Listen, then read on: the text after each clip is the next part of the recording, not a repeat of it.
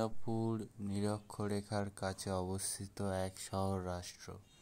ভৌগোলিক অবস্থানের জন্য দেশটিতে এমনিতেই আর্দ্র উষ্ণ জলবায়ু দেখা যায়। নগরীকরণের দরুন পরিস্থিতি এমনই শোচনীয় হয়ে উঠেছে যে দেশটির তাপমাত্রা 6 দশকে বিশ্বের গড় তাপমাত্রার দ্বিগুণ হয়ে গেছে। নগরীকরণ কোনো স্থানের প্রাকৃতিক ল্যান্ডস্কেপকে পরিবর্তন করে, যা সেই স্থানটির তাপমাত্রা বৃদ্ধি করে।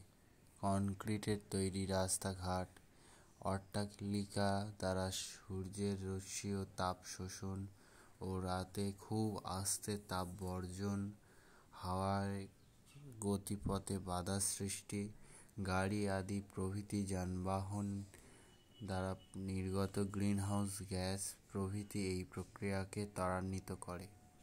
সিঙ্গাপুর সরকার এইসব সমস্যাগুলির দ্রুত সমাধান করতে তৎপর।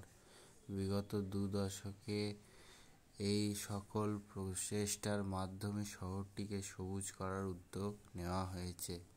সরকার আগামী দশকের মধ্যে 10 লক্ষ গাছ লাগানোর পরিকল্পনা করছে। পাপড়ির মতন অট্টালিকার ডিজাইন, বিভিন্ন উচ্চতার বিল্ডিং ও ভি আকৃতির লেআউট পাশের জলাশয়ের হাওয়া চলাচলে সাহায্য করবে। পাশাপাশি ডাক্ট বা ডিজিটাল আরবান ক্লাইমেট টুইন নামক উদ্যোগও গৃহীত হচ্ছে, যার মাধ্যমে বিল্ডিং, ট্রাফিক, জীববৈচিত্র্য, হাওয়া ও সূর্যালোককে ট্র্যাক করে রাখার মাধ্যমে স্থানকে শীতল করবার পদ্ধতিগুলো ভালো করে বোঝা যাবে। এগুলির সাথে বিভিন্ন ছোট পদক্ষেপ, যেমন নতুন নির্মাণ, সূর্যের উল্টো দিকে তৈরি করা বাড়ির ছাদগুলিকে রং করতে আলোক প্রতিফলক রঙের ব্যবহার করা, যা তাপ শোষণকে আরও কম করে। এইভাবে সিঙ্গাপুর এই সমস্যার মোকাবিলা করছে।